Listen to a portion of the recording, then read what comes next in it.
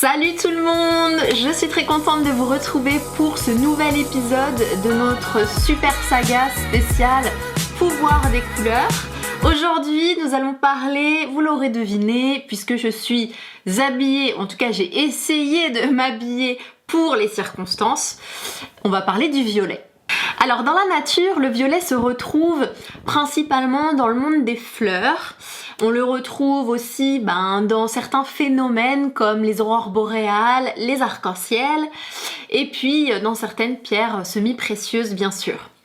Le violet est une couleur froide, une couleur assez calmante, une couleur protectrice et elle dégage une certaine noblesse mais aussi un mystère, quelque chose d'énigmatique. Au niveau corporel, le violet est rattaché au crâne, aux organes de la parole, donc vraiment la langue, le palais, on est sur la couleur de la verbalisation.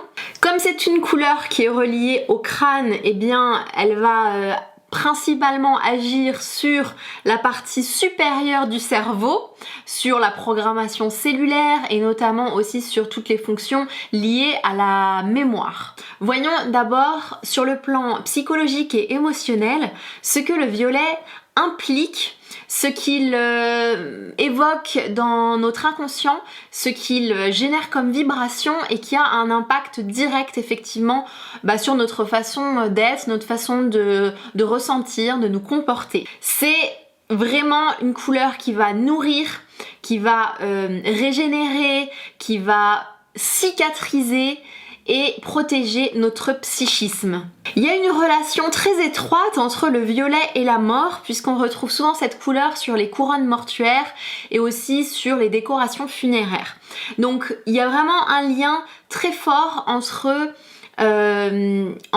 l'être et ce qui se passe au-delà de notre être en fait, un petit peu comme si au-dessus de notre crâne on avait des racines célestes qui nous relient à quelque chose de supérieur.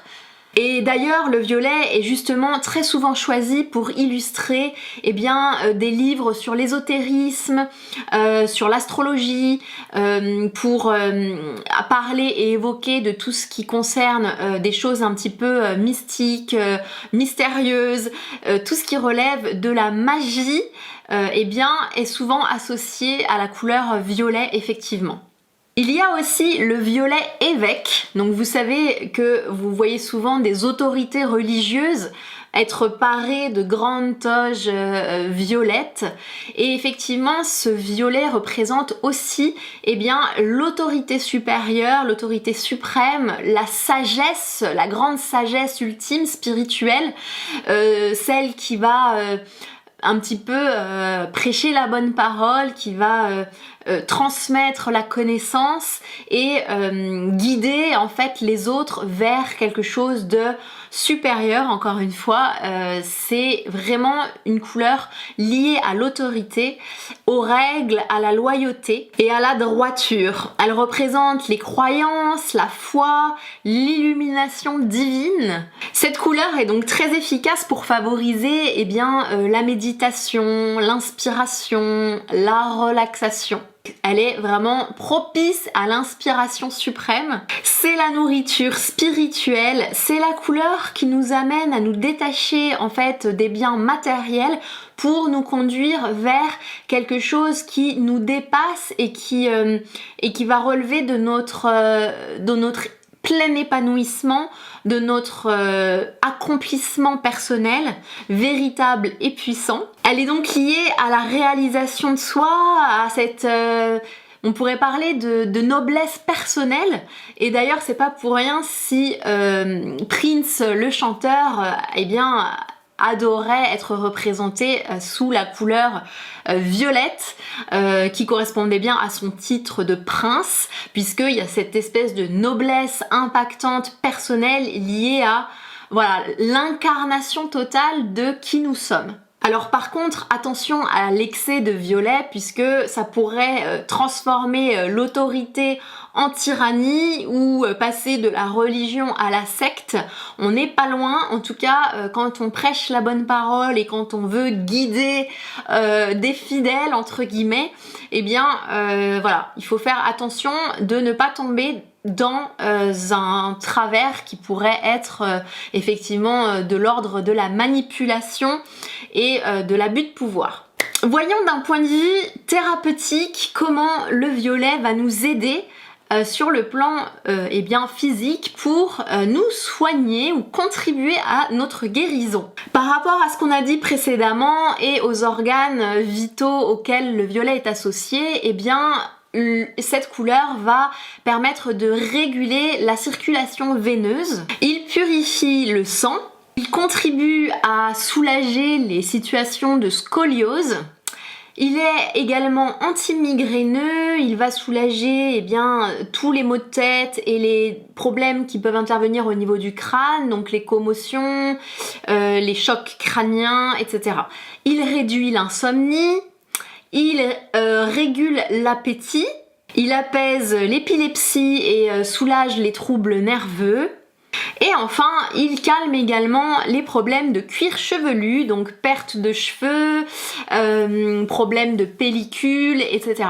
Je vais maintenant vous donner quelques éléments complémentaires de chromoguidance pour vous aider à mieux comprendre, mieux analyser vos envies ou vos rejets de la couleur violet. La couleur violet, elle est associée au 7e chakra qui est le chakra coronal, à savoir le chakra qui est situé sur le sommet du crâne.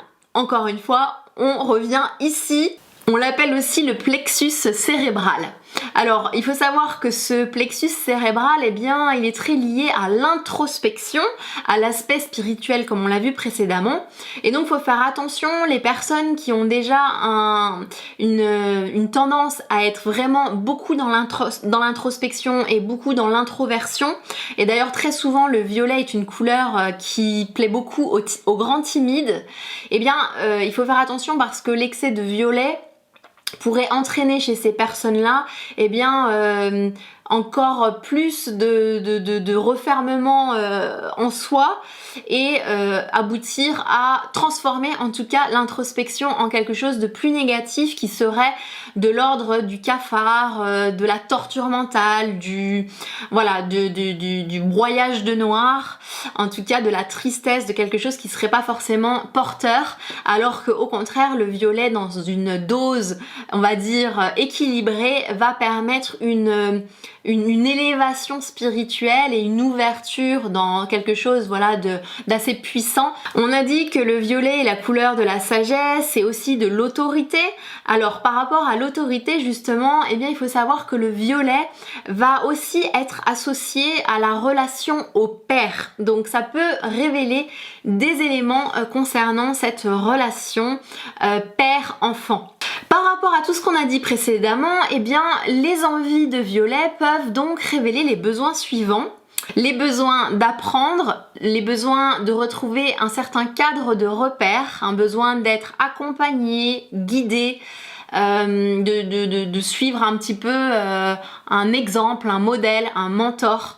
L'envie de violet, c'est le besoin de mieux s'organiser, de se recadrer, de se fixer des objectifs précis et d'essayer de rester focus sur cette ligne de conduite. Et en effet, les personnes qui adorent le violet sont très souvent des personnes qui sont assez carrées, plutôt bien organisées, déterminées, elles ont une foi assez forte et elles arrivent à se fixer des objectifs précis, à s'y tenir avec rigueur. Et inversement donc, le rejet du violet peut révéler du coup un manque d'organisation, un problème de stabilité, des difficultés en tout cas à trouver une certaine stabilité. Ça peut signaler une période de vie un peu chaotique où on a du mal à se concentrer sur nos objectifs.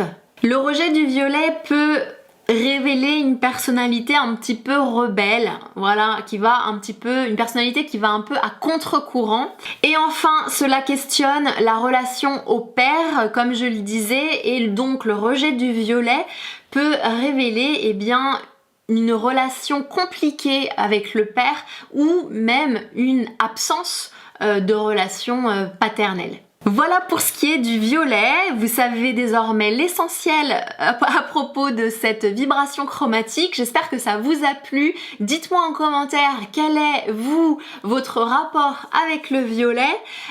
Dites-moi ce que vous ressentez par rapport à cette vibration. Si vous souhaitez aller plus loin pour analyser vos envies et vos rejets chromatiques du moment avec quelque chose de beaucoup plus personnalisé et détaillé, eh bien n'hésitez pas à me solliciter pour une consultation de chromoguidance. Vous avez mon mail dans la barre d'infos. N'oubliez pas également que je vous accompagne dans la construction de votre garde-robe consciente et durable à travers des masterclass sur la valorisation de votre image et sur la définition de votre style personnel. Dans les masterclass donc qui sont en lien en barre d'infos. Si vous avez des questions à ce sujet, je vous y répondrai avec plaisir.